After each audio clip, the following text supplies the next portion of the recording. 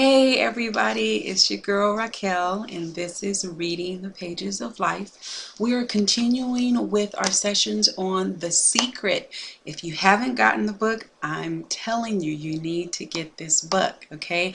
Get it so you can follow along with me on our sessions. Man, we have so many more to go, but I'm so excited about it. We've covered basically just the first chapter, and today we're going to be ending the last little part of the first chapter and then jumping into the second chapter.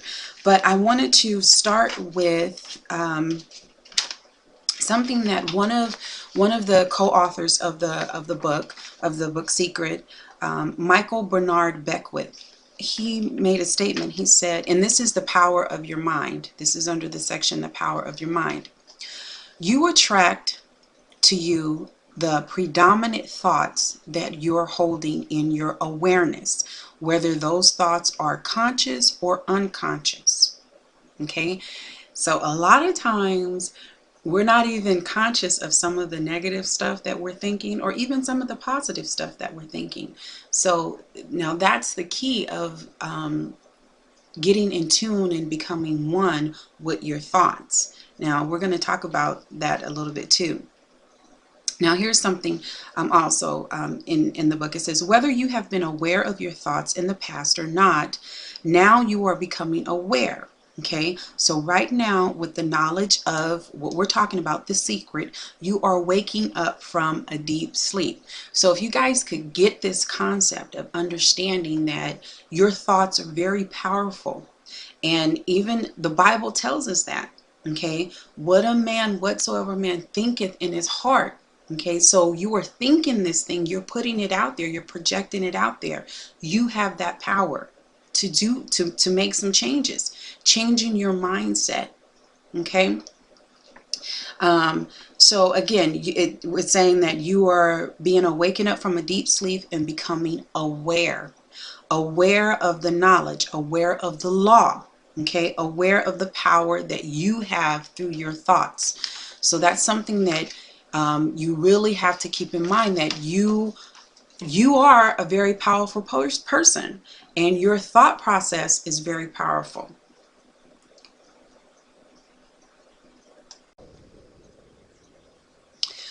Okay, one of the other co-authors, Lisa Nichols, she says, you can see the law of attraction everywhere. You draw everything to yourself. The people, the job, the circumstance, the health, the wealth, the debt, the joy, the car that you drive, the community that you're in, and you are drawing all of them to you like a magnet. What do you think about, you bring about. What is your predominant thoughts all the time is what you bring about. Your whole life is a manifestation of the thoughts that go on in your head. Now that's some powerful stuff. And if you really stop and think and look back over your life, you can really see that there have been some things that have happened to you that, yeah, you know what, you can be like, man, I really did think that up. I did really conjure that up with my thoughts. This is some powerful stuff. Now, it goes on to say, this is a universe of inclusion, not exclusion. Nothing is excluded from the law of attraction. Your life is a mirror of the dominant thoughts you think. All living things on this planet operate through the laws of attraction. The difference with humans is that we have our mind can discern. They can use their free will to choose their thoughts. They have the power to intentionally think and create their entire life with their mind. Now, is that not powerful? Dr. Fred Alan Wolf, who is also one of the co-authors, he is a quantum physicist. Okay, now he says, I'm not talking to you from the point of view of wishful thinking or imaginary craziness. I'm talking to you from a deeper basic understanding. Quantum physics really begins to the point, begins to the point of this discovery. It says that you can't have a universe without mind entering into it. Okay, now and that the mind is actually shaping the very thing that is being perceived. So when you look at that, is basically our thought process. We are creating the world that we live in. We are thinking it, and so it is. Now, here's the thing. Even if you look at it from a scientific standpoint, or if you look at it from a biblical standpoint, okay, let's look at it from a biblical standpoint. Okay, God created man. He breathed into us the breath of life.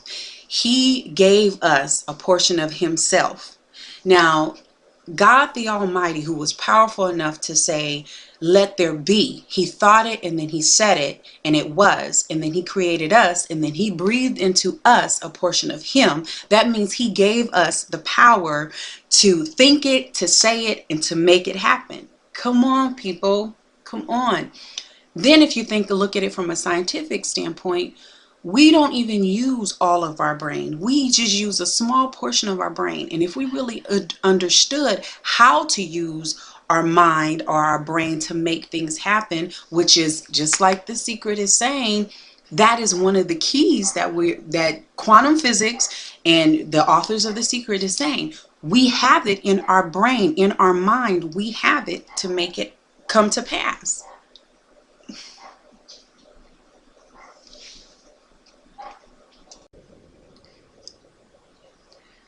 Okay, one way to master your mind is to learn to quiet your mind. Without exception, every leader and every teacher that has worked on this book uses meditation. And I know a lot of times, a lot of people don't, or a lot of Christians, I should say, we may say prayer, not meditation, but meditation is different from prayer. And so what they're saying in The Secret, in order to quiet your thoughts, because you know how many thoughts run through our mind a day? I mean, millions of thoughts run through our minds a day. And to master this key of the laws of attraction and what you're thinking, you have to put into play a way to control your thoughts. So meditation is a way to quiet the mind. And meditation is basically setting aside some quiet time and really learning how to breathe and just think positive thoughts. And a lot of times people can do it with music. You can do it with music that soothes you. Some people don't like any noise or any kind of music, but definitely that is a key of quieting the mind, is meditation. Okay. Let's see. Let's continue on with some more key points here. Let's see. The author here, now this, I made a little note here in the book, and I really like this part. It says, you are now receiving the knowledge that will enable you to create the most magnificent version of you. The possibility of that version of you already exists on the frequency of the most magnificent version of you. That means the best you, the most awesome you already exists. You just have to find that frequency. Now, you decide what you want to be, what you want to do, and what you want to have. And you think those thoughts, and you operate within that. Okay? Again, a biblical principle. So a man thinketh in his heart, or speak those things that be not as though they are. Same principle. And then you decide, hey, this is how I'm going to think. This is how I'm going to feel. And this is how I'm going to live. And don't let anyone change your mind about that. No one. Okay? So let's see. So now that's the last part of the first chapter. So just to go over those keys again. Understanding the great secret of life is the law of attraction. The law of attraction says like attracts like. So when you think a thought, you are also attracting like thoughts to you. Thoughts are magnetic, and thoughts have a frequency. As you think thoughts, they are sent out into the universe, and they magnetically attract all the like things that are out there on the same frequency, and everything is sent back to where it came from. It returns to the source, which is you, which is me. Whatever you put out, that's what you get back. You are like a human transmission tower transmitting a frequency with your thoughts. If you want to change anything in your mind, change your frequency by changing your thoughts, changing your mindset. Your current thoughts are creating your future life. It's creating the world around you. Okay? You are basically putting those building blocks into play by what you're thinking and what you're constantly thinking on. What you think about the most or focus on the most will appear in your life. Your thoughts become things. Okay? So that was the end of the first chapter. Man, this is some exciting stuff. If you haven't got it already, pick up The Secret. Okay? I want to leave you with this. What are you reading that is feeding your mind, your thought process, your soul, and is helping form who you are and how you see yourself? Okay, this is Raquel. This has been not Pages of Life, but Reading the Pages of Life. And I'll see you guys next time.